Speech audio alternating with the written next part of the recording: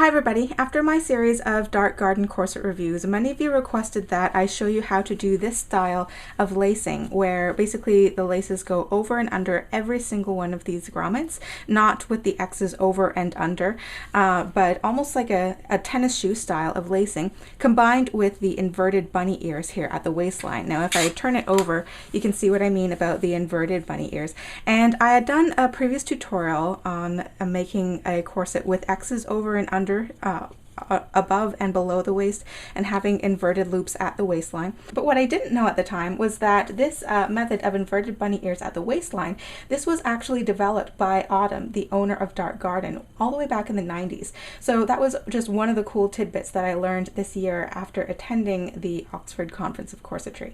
So once I learned this, I began to notice that some of the corsets by some of the most respected corset makers in the world also use this exact same technique with this sort of tennis shoe lacing above and below the waist and the inverted bunny ears at the waistline. So here is my Starker's corset, and that features it. Here is my corset by Maison Monginot, and here is my corset by Sparkle Run, and you'll notice that all of the lacing techniques are the same. So there are some pros and cons to this lacing method. One of the pros would be that if you use very bendy bones in the back of your corset, which you might actually like or even need if you have a sway back or a very prominent bum, or even if you consider stiff bones to be very uncomfortable on your back, then there's nothing wrong with having very flexible flats in the back, except when you're trying to lace up, you might notice that it wants to bow outwards at the waistline especially, or it's making wonky shapes, or it kind of wants to like pop out or pop inward when you try to lace it up. So when you use this type of lacing technique with the ribbon kind of going crisscross over and under, almost like a basket weave or a tennis shoe, it creates an anchor point pretty much at every single one of these grommets, so that it doesn't allow the corset bones in the back to pop outward or to bow at the waistline as much as it would if you had just X's above and X's underneath the corset. And then of course, combining this with the inverted bunny ears at the waistline, which you can see better underneath here, this creates a double crisscross right at the waistline where you have the most tension, which allows you more control than if you had regular bunny ears, which pretty much creates an enormous gap right where you need the most tension and the most control actually. But one of the most noticeable disadvantages to using this lacing method would probably be the increased friction of these laces rubbing against this back edge of the corset. So if you have very delicate fabric like du peony silk or something, and you're using a cord with a lot of friction, then you may notice there is some wear and some thinning of the fabric right there as it's being caught between the gliding cord and also the bone underneath. But you'll notice that in this particular corset, the fashion fabric is a satin couture, which is a little bit hardier to wear compared to just a regular satin that is fused to couture, or say a raw silk, for instance.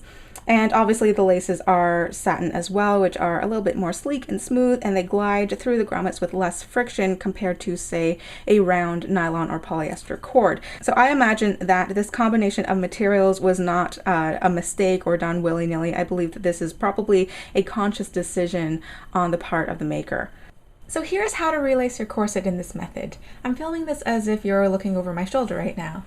As usual, find the two ends of your lace and put them together so that you can find the midpoint of your ribbon.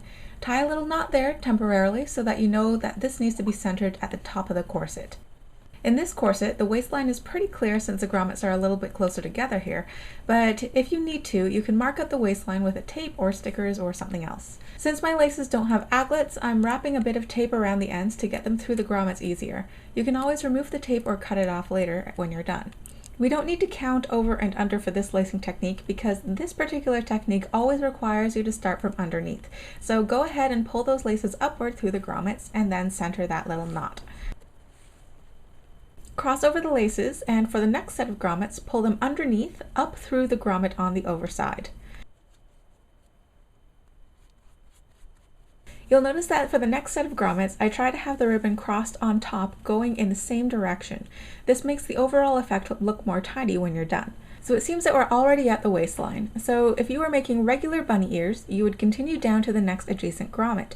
But in this particular case, we're using the inverted bunny ears. So you'll skip that adjacent grommet and then come up from under the corset to over top of the corset using the grommet below the adjacent one. Do the same for the other side. From this point, don't cross over your laces because you want to create the pull loops. Bring each lace directly up to that grommet that we had previously skipped and pull it through to the underside of the corset. Now you can cross your laces again and continue your previous pattern that we'd showed before. Here, I show you how the corset looks with all the chevrons pointing down in the corset. There is reason that if you reverse the technique below the waistline and you make the chevrons pointing up towards the waist on the bottom half of your corset, then this can result in even slightly more control at the waistline, but personally I prefer the look of all the chevrons pointing in the same direction. If you wanted to make the chevrons point upward, then all you would need to do is really pass the laces from over to under at every grommet and not under to over as I'm showing here as I finish off the lacing. Once finished, I remove the tape from the ribbon if necessary.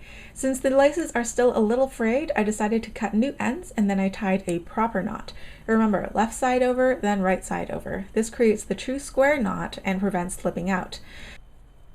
Then pull all the slack to the waistline. Remember to undo that little knot at the very top of the corset, tie your bow, and you're done.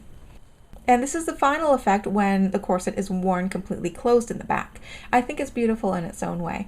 So I hope you enjoyed this video and found it informative, and thank you guys so much for watching. I'll see you all in the next video after the weekend. Bye!